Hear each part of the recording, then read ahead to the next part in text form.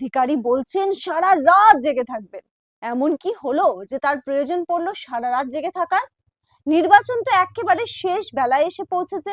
এমন একটা পরিস্থিতিতে কোথায় তার দায়িত্ব একটু কমবে তা নয়, তিনি বলছেন সারা রাত জেগে থাকবেন। কিন্তু কেন? আজকের এই ভিডিওটা পুরোটা দেখুন, তাহলে এই উত্তর পেয়ে যাবেন আপনি যে কেন শুভেন্দু অধিকারী সারা রাত জেগে থাকার কথা বলছেন। ওয়েলকাম ব্যাক ভিউয়ার্স, আপনারা দেখছেন দ্য পাবলিক পোল আর আমি রয়েছি আপনাদের সঙ্গে শ্বেতা ভট্টাচার্য। আমরা দেখছি একদম সপ্তম দফায় নির্বাচন চলে এসেছে, আর এই শেষ বেলায় শাসক হোক কিংবা বিরোধী কোমর কষে একেবারে নেমে পড়েছে নির্বাচনী প্রচারে। দেখা গিয়েছে খোদ মুখ্যমন্ত্রী মমতা বন্দ্যোপাধ্যায়, প্রধানমন্ত্রী নরেন্দ্র মোদী বাংলার বুকে একেবারে প্রচারে লেগেছেন। আর এবার শুভেন্দু অধিকারীকে দেখা গেল এমন বেশ কয়েকটি সভা করতে। বৃহস্পতিবার একেবারে শেষ বেলা, শেষ দিন প্রচারের, যেখানে শাসক বিরোধী উভয় পক্ষকে দেখা গেল তারা কিন্তু জোর কদমে প্রচার সেরেছেন। যেমন শাসক তেমন বিরোধী। শুভেন্দু অধিকারী সকাল থেকে নিয়ে একাধিক জায়গায় বিভিন্ন জেলায় কিন্তু দেখা গিয়েছে তার কর্মসূচি, এবং সেই কর্মসূচি অবশ্যই তার অর্থাৎ বিজেপির যে দলের যারা প্রার্থী রয়েছেন তাদের সমর্থনে। এমন একটু সভা তিনি করতে গিয়েছিলেন বসিরহাটে। সেখানে গিয়ে এই মন্তব্য করেছেন তিনি। কেন করেছেন, কি কারণে করেছেন, এই কথা হঠাৎ করে কেন বললেন, সবটাই বলবো। তবে আগে চলুন একসঙ্গে আমরা ভিডিওটা দেখি যে হঠাৎ করে শুভেন্দু অধিকারী এই কথা কেন, কিভাবে, কোথায় বললেন। মাঠে কার্যত কেউ নেই, মাঠে পুলিশ আছে, সেটাও আমরা সামলে দেব। আজ রাত্রে কোনো গ্রামে যদি মমতার পুলিশ ঢোকে, শাঁখ বাজাতে পারবেন তো? শাঁখ বাজাবেন তো? হ্যাঁ, জয় জয় শ্রীরাম, জয় জয় শ্রীরাম। আর যুব মোর্চা হুইসেল রাখতে পারবেন তো? হুইসেল মার, বাহ, থ্যাংক ইউ, থ্যাংক ইউ। একদম প্রস্তুত, প্রস্তুত, প্রস্তুত সবাই।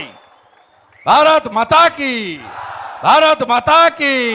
চোর ধরো, চোর চোর চোর ধরো। আপনারা আজকে রাত্রিটা কাটিয়ে দিতে হবে, কালকেও একটু সতর্ক থাকতে হবে। আমি জেগে আছি।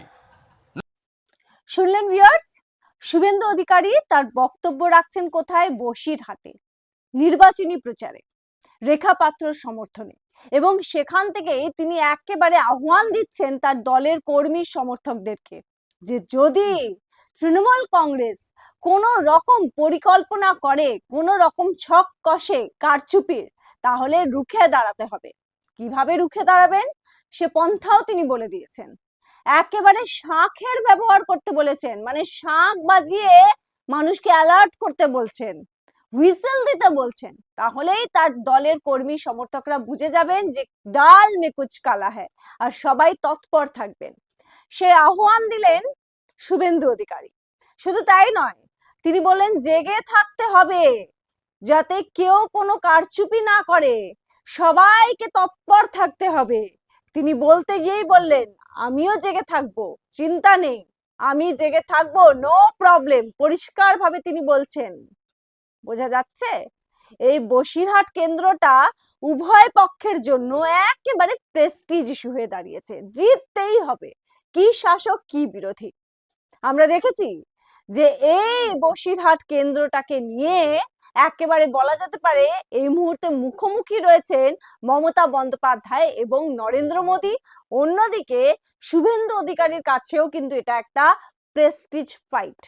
সেই কারণেই তার কথায়, তার বক্তব্যে স্পষ্ট ইঙ্গিত পাওয়া যাচ্ছে কোনো রকম কারচুপি হতে দেবেন না, আর 1 ইঞ্চি জমি কিন্তু তিনি ছাড়তে নারাজ।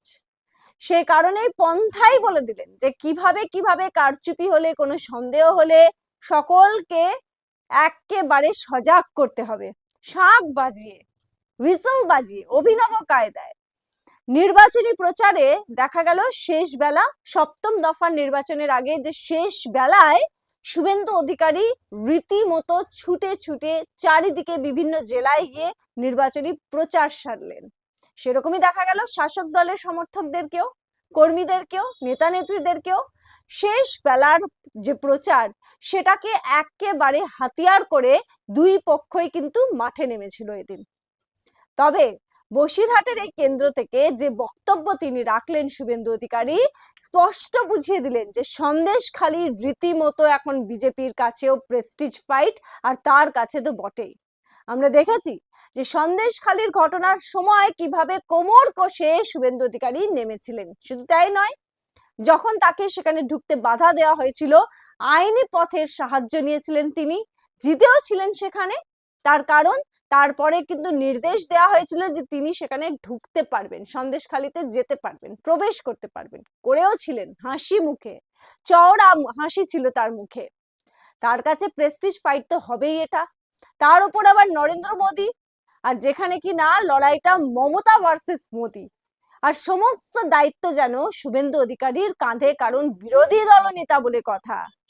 আমরা দেখেছি বিধানসভা থেকে এই প্রচারের শেষ বেলা প্রত্যেকটা সময় বিভিন্ন সময় দেখা গেছে শুভেন্দু অধিকারী শাসক দল, বলাই বাহুল্য মমতা বন্দ্যোপাধ্যায়কে কড়া ভাষায় আক্রমণ করেছেন। শুধু তাই নয়, চোর চোর স্লোগান দিয়ে তিথি বিরক্ত করে দিয়েছেন। আজকেও সেই ছবি দেখা গেল, আজকেও দেখা গেল শুভেন্দু অধিকারীর গলায় চোর স্লোগান মমতা অভিষেকের বিরুদ্ধে।